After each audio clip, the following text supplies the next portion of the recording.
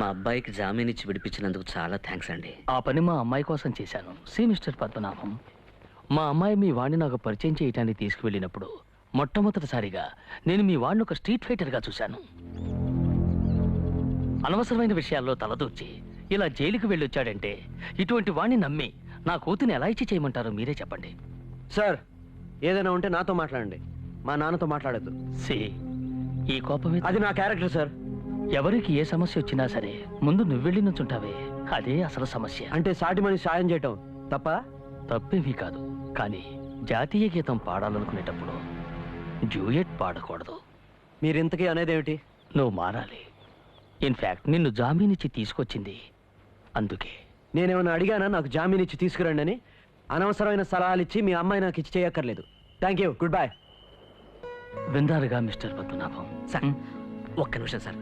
ఆగరా, ఆగరా. నీ మనసులో ఏమనుకో నువ్వు ఇలా పిచ్చిగా మాట్లాడుతున్నావు? వారి పొజిషన్లో నేనుంటే నేను లోపలికి నేను చెప్పేది కాస్త వినరా. నిన్ను పోలీస్ స్టేషన్ నుంచి బయటకు తీసుకురావడానికి అమ్మాయి ఎంత కష్టపడింది తెలుసావండి. తను నీ మీద పెంచుకున్న ప్రేమ కోసమైనా కొంచెం జాగ్రత్తగా బిహేవ్ చేయరా ప్లీజ్. కాస్త ఆవేశపడకుండా విను ప్లీజ్, నా కోసం అజయ్. విషయం తెలుసుకోకుండా మీరు ఇష్టం వచ్చినట్టు మాట్లాడకండి. ఇప్పుడు రోజులు ఎలా ఉన్నాయి? ఇతరులాంటి ఆవేశపరులు భవిష్యత్తులో క్షణం కూడా బతకలేరు. సార్, దయచేసి మీరు నా కొడుకు శాపాలు పెట్టకండి. వాడు మంచివాడు సార్, కొంచెం కోపం ఎక్కువ, అది వదిలేస్తాడు. ఎరా, మీ వాడి లోపాలను ఎత్తిచూపటం నా ఉద్దేశం కాదు మిస్టర్ పద్మనాభం. అసలే ఫ్యాక్టరీ సమస్యలతో నాకు మనశ్శాంతి కరువైంది. నా బిడ్డ జీవితం కూడా సవ్యంగా లేదనుకోండి, నేను తట్టుకోలేను. డాడీ, అజయ్ని ఏం చేయమంటారు? ఓర్పుతో సహనంతో ఉండాలి, అదే నాకు ముఖ్యం. ఖచ్చితంగా ఉంటాడు డాడీ. మాటల వల్ల ప్రయోజనమేం లేదమ్మా. తను ఓర్పుగా ఉండటం నేను చూడాలి. ఏంటి మీరనేది? అజయ్కి మన ఫ్యాక్టరీలో ఒక ఉద్యోగం ఇస్తాను. తనే ఉద్యోగం అడగలేదు మనల్ని. తెలుసమ్మా, అయినా నా ఫ్యాక్టరీలో నా కళ్ళ ముందు అజయ్ 3 నెలలు ఉద్యోగం చెయ్యాలి. అక్కడ ఎన్ని గొడవలు జరిగినా, కొట్లాటలు జరిగినా దానివల్ల ఆయనకొచ్చే నష్టం ఏమీ లేదు. నష్టం మొత్తం నాకే. వాటన్నిటినీ సహించి నేను ఓర్పుగా ఉంటాను. నాలాగే తను ఓర్పుగా ఉండాలి. నీ కోసం, నీ ప్రేమ కోసం తను ఓర్పుగా గనక ఉండగలిగితే మీ ఇద్దరికి పెళ్లి చేస్తాను. సపోజ్ తను కంట్రోల్గా ఉండలేకపోయి ఎమోషన్ అయి కొట్లాటకు గనక దిగాడంటే తక్షణమే నీ ప్రేమని అతను మర్చిపోవాల్సిందే. దీన్నెందుకింత స్ట్రాంగ్గా చెప్తున్నానంటే, ఇప్పుడు నా ఫ్యాక్టరీ ఉన్న విధంగానే ఇంకో 10 సంవత్సరాల్లో ఈ ప్రపంచము ఉంటుంది. ఆ పరిస్థితిలో కూడా నువ్వు నా కూతురుతో సంతోషంగా ఉండాలన్న ఉద్దేశంతోనే ఈ సైకలాజికల్ ట్రీట్మెంట్. ఎటువంటి పనైనా ఒక వ్యక్తి 3 నెలలు సిన్సియర్గా కష్టపడి ఫాలో కాగలిగితే దానికి అలవాటు పడిపోతాడు.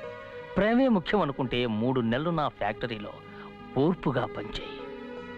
నేనెప్పుడు ఇలాగే ఉంటాను అంటే దయచేసి నా కూతుర్ని మర్చిపో అజయ్, ప్లీజ్. ప్రేమే ముఖ్యం అనుకుంటే 3 నెలలు నా ఫ్యాక్టరీలో ఓర్పుగా పనిచేయి.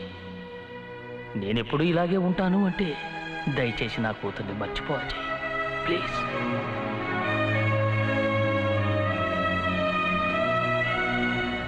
ఇది నీకు కష్టమైన పనే, కానీ మన ప్రేమ కోసం నువ్వు చేసే తీరాలి.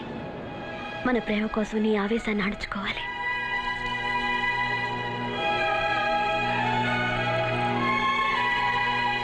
It's not a change, it's my heart. ఒక్కొక్క నిమిషం నీకోసం నేను ఎంత తల్లడిల్లిపోతున్నానో ఆ చేంజ్ నీతో చెప్తూ ఉంటుంది.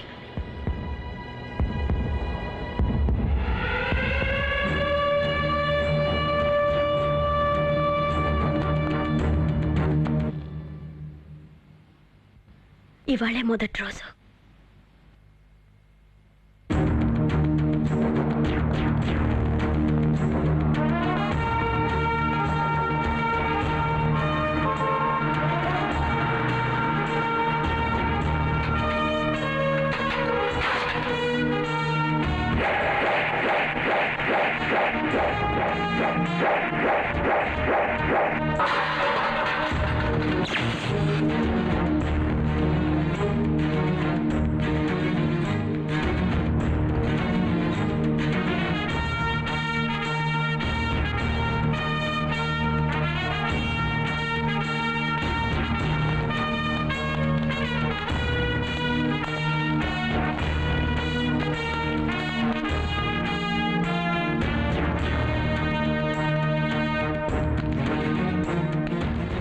కొత్త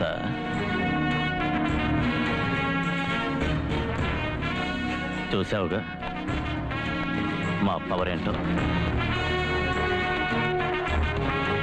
అజయ్ హైట్ ఎంత?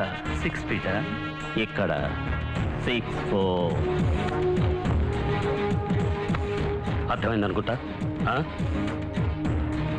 అడిగేది నిన్నే, చెప్పరా. ఏంటి చూస్తున్నా? ఈ చూపుకి అర్థం ఏమిటి?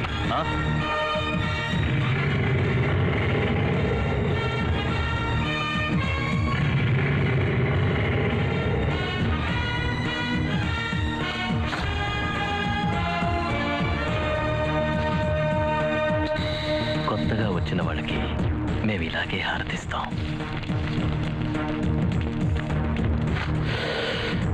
తెలుసో తెలియకో మా ఫ్యాక్టరీకి నువ్వు వచ్చావు. ఇక మేము ఏం చేసినా తెలిసినా నువ్వు తెలియనట్టే ఉండాలి. లేదా మేము చెడ్డవాళ్ళకి చెడ్డవాళ్ళం, మంచి వాళ్ళకి చెడ్డవాళ్ళమే.